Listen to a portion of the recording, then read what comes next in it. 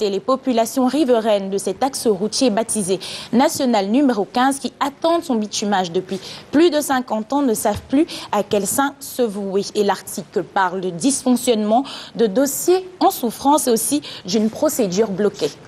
Au pied de l'une du journal Le Messager ce matin, accusé de corruption, la Camtel charge l'État, MTN veut voir clair, réaction des directeurs généraux de ces entreprises, le rapport de Garga Aman Hadji.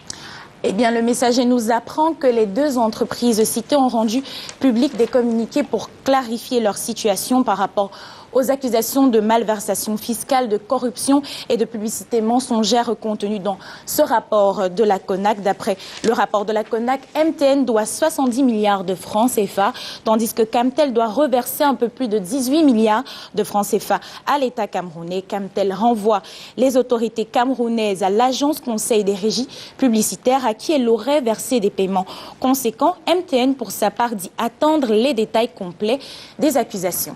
Et dans le même traité de chapitre, Aimé Catherine Oukouri, rappelons à nos chers téléspectateurs que pour son édition ce matin, eh bien, Europe Plus a consacré sa une au même sujet et titre. Rapport spécial, Camtel et MTN donnent la réplique à la CONAC. La célérité de ce rapport spécial cache une visée non avouée. Où sont passées les institutions de contrôle financier? Une grosse question dont la réponse se trouve sans doute dans les colonnes du journal ce matin. Et le titre se rapportant à Camerco, la l'heure d'un décollage avec les avions chinois MA60.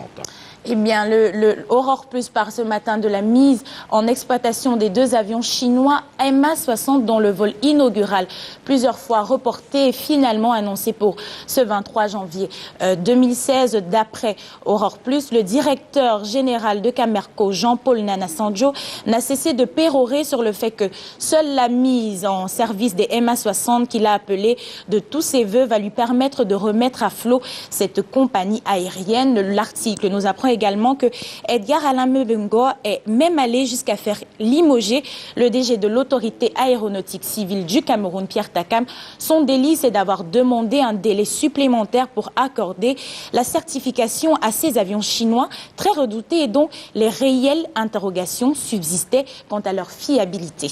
Tout à fait autre chose, mais restons avec le même journal, le journal de Michel Michou-Moussala Aurore Plus, qui s'intéresse ce matin en petite une à la liberté de la presse. Amnesty International et RSF demandent l'arrêt des poursuites contre les 3 journalistes arrêtés dans des circonstances et autres conditions que Catherine Aimé va se charger de nous expliquer. Eh bien, ces 3 journalistes, il s'agit du docteur Baba Wame, de Rodrigue Tongué et de Félix Syriac Ebola, qui sont accusés de crimes et de non-dénonciation. Ils doivent comparaître devant le tribunal militaire à Yaoundé ce vendredi 22 janvier 2016. Ces journalistes enquêtés sur des informations faisant état de collusion entre les membres de forces de sécurité et le dirigeant d'un groupe armé de la République centrafricaine qui avait été accusé d'avoir attaqué une ville dans la région de l'Est. Eh bien, Amnesty International demande d'abandonner toutes les charges contre ces 3 journalistes.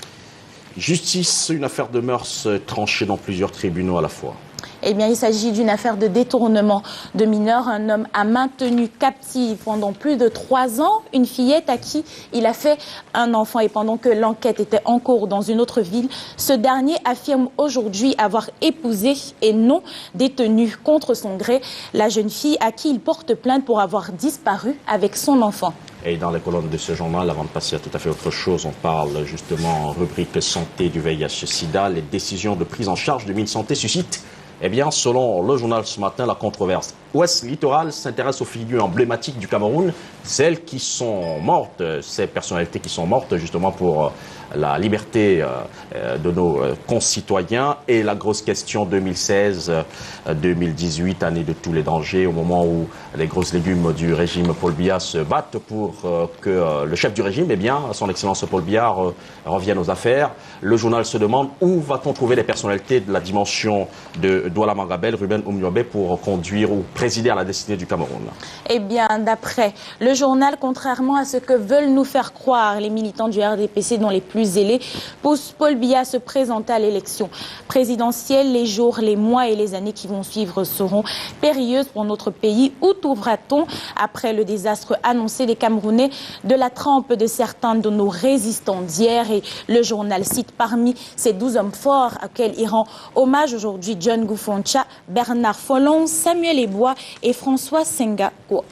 Et en petite une, village Soleil, les populations contre le préfet d'une CAM.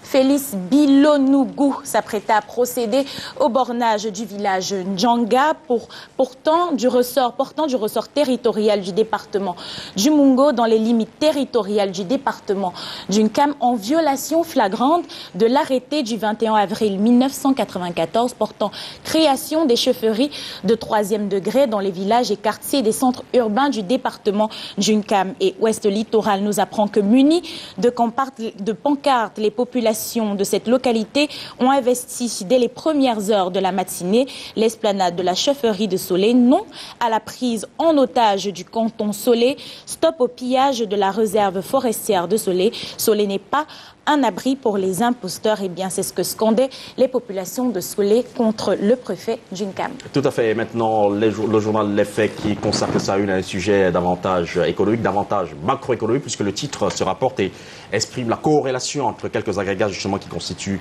l'économie de notre pays. Et le titre, plan d'urgence triennal, 8% de croissance encore possible. Et le journal de préciser hiérarchisation optimale des investissements, accroissement du stock d'infrastructures, décongestion routière. Autre sujet maintenant, celui qui barre le pied de une du journal Les Faits. Plus de 220 opérateurs exercent dans le maquis, réforme du secteur postal.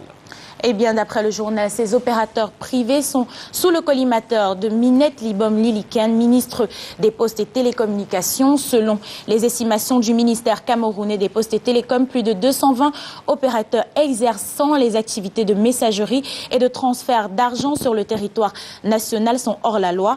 Cela nuit à la qualité de service pour le consommateur et porte atteinte aux intérêts de l'État, a indiqué Minette Libom Lilikan, ministre des Postes et Télécoms, au cours de la réunion de concertation tenue le 13 janvier dernier à Yaoundé. Pour terminer cette édition, le journal L'Info qui, comme certains journaux également paru à notre rédaction, consacre sa une à l'actualité au sein du Rassemblement démocratique du peuple camerounais, titre RDPC, après les organes de base, cap sur le 4e congrès ordinaire. Mais une autre actualité en petite une qui concerne le secrétaire d'État à la Défense, protection des personnes et des biens, le CED passe à l'attaque. Eh bien, d'après l'info, la lecture attentive du budget d'investissement de l'État 2016 et du plan d'urgence triennal confirme la volonté et la détermination du secrétaire d'État à la Défense chargé de la gendarmerie de densifier les unités et de doter aux gendarmes des outils et des moyens nécessaires pour un accomplissement efficient de leur mission. Dans sa ferme détermination pour la réalisation concrète de ces projets, en fin de semaine dernière, le secrétaire d'État à la Défense Jean-Baptiste Bokam a engagé une visite des chantiers de construction de brigades dans la région du littoral.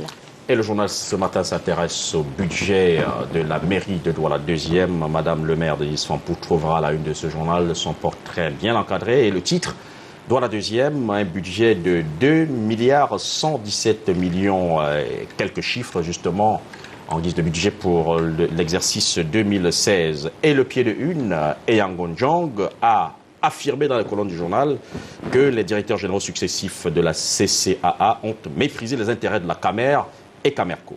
Eh bien, pour comprendre les contours des jeux et enjeux de ce qui semble être une bataille des réseaux qui se joue à travers la Camerco, la CCAA et le ministère des Transports, l'info est allée à la rencontre de M. Eyangonjong, le président du syndicat des travailleurs des transports aériens, affilié à la Confédération des syndicats des travailleurs du Cameroun, pour qu'il apporte sa lumière à ce sujet. Et nous terminons justement en vous annonçant que en page 12 du journal L'Info ce matin, vous trouverez une analyse complète sur la sortie de Manuel Valls se rapportant à Ali Bongo. Le journal parle des vérités sur fond de calcul politicien. On en vient à conclure.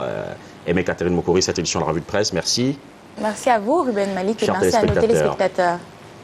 Merci à tous les deux. Merci à vous, Ruben Malik. Merci. Merci, Aimé Catherine Mokori. Merci, nous mettons Jason. le cap sur Yaoundé. Vous allez le faire pour nous encore cet exercice, Aimé Catherine Moukouri, pour que nous puissions avoir Ghislain Pierre-Essono et Karel Mezatia. Et bien tout de suite, on les retrouve pour qu'ils nous fassent part une des journaux parus dans la ville de Yaoundé. Il s'agit de Ghislain Pierre-Essono et de Karel Mezatia. Bonjour à vous.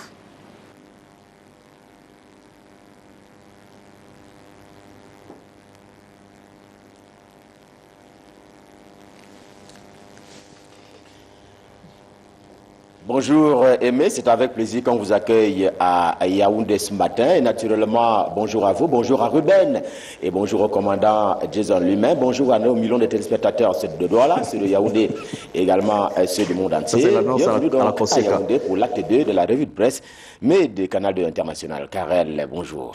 Bonjour à Ghislain Pierre-Essono, bonjour à toutes et à tous, auditeurs et téléspectateurs du Canal 2 International. Très heureuse de vous retrouver ce matin pour la deuxième partie de la lecture des unes des journaux en direct de la capitale politique camerounaise. Et nous ouvrons donc avec Cameroun Tribune qui titre à la une révélation des allocations familiales, promesses tenues.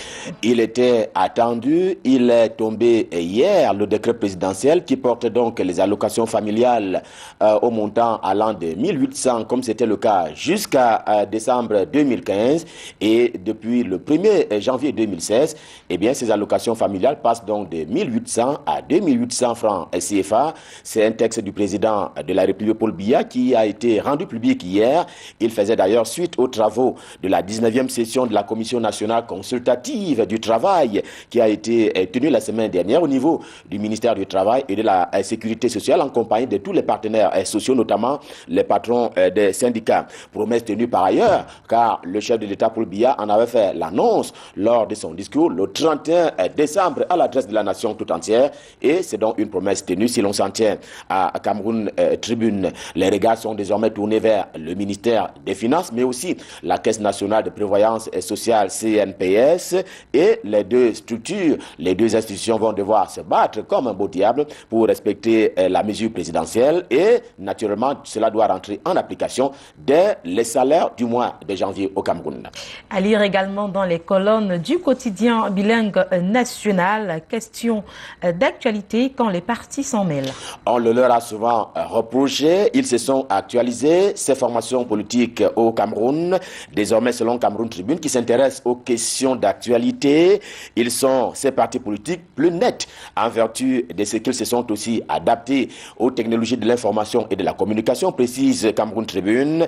Alice Sadio, qui est présidente de l'AFP, et elle se réjouit de ce que le public camerounais soit de plus en plus intéressé par la chose politique, alors que Théophile Yimgang Mouyo, qui est donc le président du MOUSI, le mouvement citoyen, affirme que les partis politiques ont un rôle important à jouer dans le jeu démocratique camerounais. C'est à lire dans Cameroun Tribune. Les chefs de terre ont reçu tout récemment des véhicules pour améliorer leurs conditions de travail. Mutation revient donc sur cette information. Le journal de Xavier Messé titre à la une, élection présidentielle, les petits cadeaux de Paul Biya au chef de terre. Ainsi donc, il s'agit de la préparation de l'élection présidentielle à venir, en principe pour 2018 et éventuellement avant, si elle est anticipée. Et là, ce sont, dit le quotidien privé Mutation, des petits cadeaux que Paul Biya fait au chef de terre. Gouverneur déjà, ensuite bientôt préfet et autres sous-préfets ont reçu et recevront donc des véhicules. Ce sera au total 177 automobiles pour un coût total de 4 milliards de francs CFA. Le chiffre est révélé par Mutation. Et en cette façon-là, Mutation voit la préparation du futur scrutin que Paul Biya s'en va organiser. Et il est déjà, selon le journal, en campagne déguisée. Le journal de Xavier Messé annonce également ce matin que le procès des journalistes s'ouvre ce jour au tribunal militaire. Tous les trois devant la barre au tribunal militaire ce jour même. Ebola des mutations, Rodrigue Tonga des Canal 2 International. Et d'abord, il était avant au quotidien Le Messager. Ensuite, Baba Wame, qui est donc un enseignant de l'ESTIC. Ils vont voir s'ouvrir aujourd'hui leur procès devant le tribunal militaire. Je rappelle avec le journal que l'accusation portait sur, citation, la non-dénonciation auprès des autorités de fait de nature à nuire à la défense nationale dont ils auraient été, et c'est au conditionnel, ils auraient donc eu connaissance d'un certain nombre d'informations. Nous étions alors au courant juillet-août 2015. Le jour aussi traite cette actualité et nous dit qu'il s'agit justement de 3 journalistes que vous venez d'ailleurs de citer tout à l'heure, Ghislain Pierre et Sono. Ils sont donc cités dans le quotidien bleu d'Aman Mana.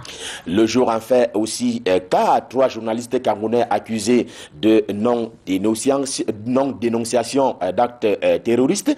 Et à ces 3 journalistes, le quotidien bleu ajoute Maître Arissou, qui est un peu vu comme se cachant derrière Marafa Amidou Yaya, du nom de l'ancien secrétaire général de la présidence de la République, aujourd'hui en prison. Et on reproche à Maître Arissou d'avoir été à la réalisation, citation, d'entreprises criminelles. Le journal d'Aman Mana a également fait un sondage en ce qui concerne l'opération Épervier. Et de ce sondage, l'on retient que c'est une opération inefficace pour 58% de Camerounais. C'est le résultat d'ailleurs d'un sondage qui a été réalisé par l'université de Yaoundé 2 qui est située à Soa. L'enquête d'opinion portait sur la corruption et la lutte menée par le gouvernement camerounais contre ce fléau. 58% des Camerounais sont donc plutôt contre l'opération Épervier. Ils disent de cette opération qu'elle est inefficace selon Afrobaromètre de l'université de Yaoundé 2. Le quotidien bleu s'intéresse également à tout ce que doivent subir les populations tous les jours qui empruntent les véhicules à usage taxi, notamment la surcharge, vétusté et insécurité. C'est un peu un cas de pauvreté que relate le journal ce matin dans les taxis à Yaoundé, Yadouala et d'autres villes camerounaises. Le principe, c'est les surcharges. À cela s'ajoute donc la vétusté et parfois l'insécurité. Vétusté des taxis, mais également l'insécurité qui accompagne parfois les passagers qui sont quelque peu aux abois. Et c'est une enquête du journal Le Jour qui fait parler les Camerounais. Le client n'est plus roi, les taximans sont devenus sales et impolis, disent certains Camerounais qui ont été interviewés par le journal. Et les conducteurs, quant à eux, accusent plutôt l'état de route. Ce qui se fait et ce qui se dit dans les taxis camerounais est raconté ce matin par le journal qui conclut que tout cela reflète un peu le contenu de la civilisation à la camerounaise. Et on parle de tout à fait autre chose avec le quotidien Émergence qui s'intéresse au déficit en infrastructures routières. Le Cameroun est-il maudit? S'interroge le journal de Magnus Ndiaga. Ce déficit en infrastructures routières au Cameroun saute un peu à l'œil comparativement aux autres pays de même niveau de développement que le Cameroun, d'où la question de la malédiction posée ce matin au traditionnel 11 experts du journal Le Quotidien Émergence. Pour David et Boutou, les papas qui dirigent le pays depuis une trentaine, voire une quarantaine d'années au Cameroun, ont pour souci unique de s'en mettre plein les poches. Et pour Jean-Marie Zambo Amou, le président de la CSTC, la centrale syndicale des travailleurs du Cameroun, les spécialistes ont simplement été mis de côté. Là est d'ailleurs le problème selon lui, alors qu'à Chilinko, renchéri, il y a à la base, dit-il, un problème, celui relatif à la passation des marchés publics au Cameroun et à l'arrivée, selon Amadou Séou, d'énormes dépenses qui sont donc consenties pour un résultat on ne peut plus mitigé. Politique au menu de l'Épervier, le journal d'enquête, d'investigation et d'analyse diverses contre la corruption de Sa Majesté Léopold Clovis Noudjo présente l'opposant le plus fidèle au chef de l'État, Paul Biya. Sujet politique donc à l'oreille du journal L'Épervier. Le voici, lui, l'opposant le plus fidèle à Paul Biya, le président de la République du Cameroun. Son nom est d'ailleurs magnifique. J'ai nommé Issa Chiroma Bakari, ministre camerounais de la communication et par ailleurs président national du Front national pour le salut du Cameroun et qui est présenté par le journal ce matin comme étant un courageux qui reconnaît les bienfaits du président de la République et il le fait quotidiennement en public, d'où son titre d'opposant le plus fidèle à Paul Biya. Présidentielle 2018, on en reparle dans les colonnes de l'Épervier qui est met donc en exergue l'appel du centre. Et c'est l'épervier qui le révèle ce matin après l'appel du Sud. Voici l'appel de la région du Centre. En tout cas, le journal fait savoir qu'en faveur d'un certain nombre de rencontres, eh bien, il y a les élites de la région du Centre qui se sont réunies hier à Yaoundé et pour naturellement en appeler à la candidature de Paul Biya pour l'élection présidentielle de 2018. Ils étaient sénateurs, ministres et élites de cette région qui ont donc remis un courrier hier au président du Sénat, Marcel Niat Ndjifenji, à charge pour lui naturellement de le transmettre à qui de droit. L'orphelin aussi s'intéresse à la présidentielle 2018 et précise que le président de la République, Paul Biya, est le chef du centre.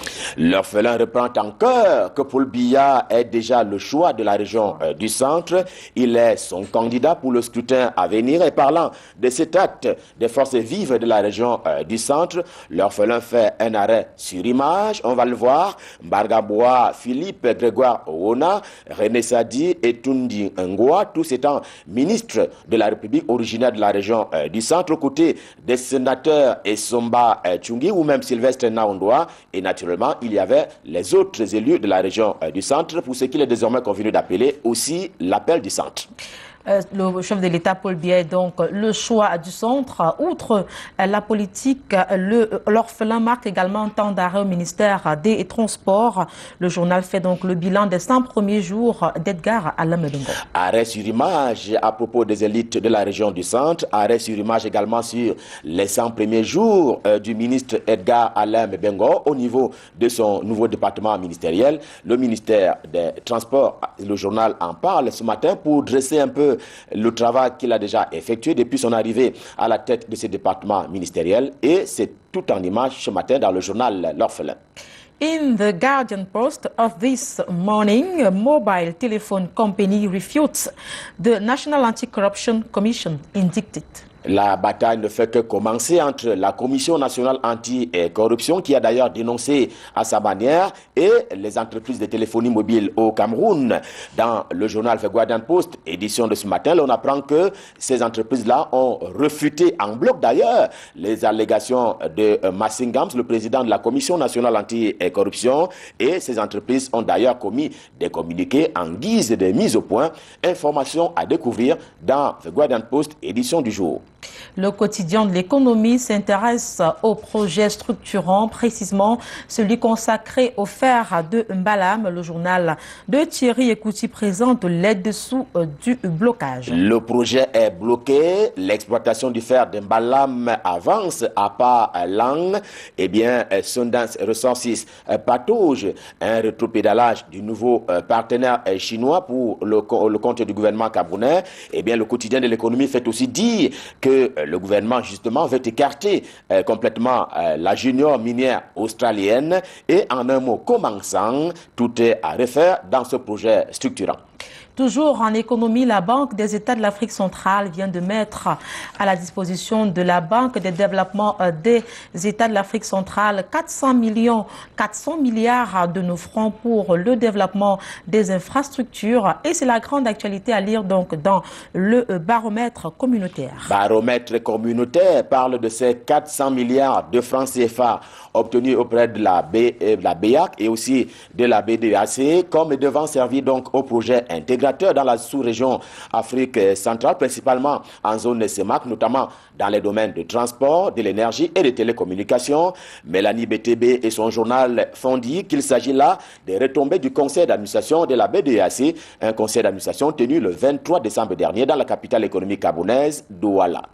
On parle éducation avec le soir. Le journal d'Aman Mbianda présente la liste complète des 1000 personnels du ministère des enseignements secondaires appelés à faire valoir leur droit à la retraite en 2016. La série se poursuit donc avec le soir ce matin et c'est au ministère des enseignements secondaires où 1000 fonctionnaires sont donc appelés à faire valoir leur droit à la retraite au cours de l'année 2016. Le journal avait d'abord publié, on s'en souvient, les listes des partants pour illustrer à sa manière la volonté du tout nouveau ministre des enseignements secondaires de dératiser son secteur d'activité. À lire également dans ce journal d'enquête et d'information générale, révélation exclusive proche de Raymond Tchengang se lâche. Que s'est-il passé pour qu'on en arrive à ces révélations sur l'homme Raymond Tchengang, qui est par ailleurs un homme d'affaires? C'est un déballage sur les bois et déboires de celui qui passe pour être un combattant pour un meilleur statut des artistes camerounais. En tout cas, toutes ces révélations sont contenues ce matin dans le journal Le Soir. Biancar Hebdo est également arrivé à notre rédaction ce matin. Ce journal, depuis 10 ans, est donc au service de la communication sociale. Le directeur de publication et tous nos confrères célèbrent donc cela. C'est juste une galette à l'adresse de ce confrère qui a donc 10 ans de vie, 10 ans de vie dans le paysage médiatique camerounais, déjà 10 ans pour Biancar Hebdo, et c'est tant mieux, naturellement, à côté des journaux qui souvent disparaissent sitôt après leur naissance. Joyeux anniversaire donc à Biancar Hebdo. Ici s'arrête d'ailleurs la revue de presse Made in Yaoundé pour le compte de cette semaine, et on vous revient lundi, même studio, même activité, même plaisir. Et en renvoyant l'antenne à Douala, je vous dis déjà, excellente journée à vous, Karel. Excellente journée, Ghislain Pierre Essonno. Bon début de week-end à tous ceux qui nous regardent et qui nous écoutent de manière fidèle. Jason, on retourne l'antenne et on se dit à lundi.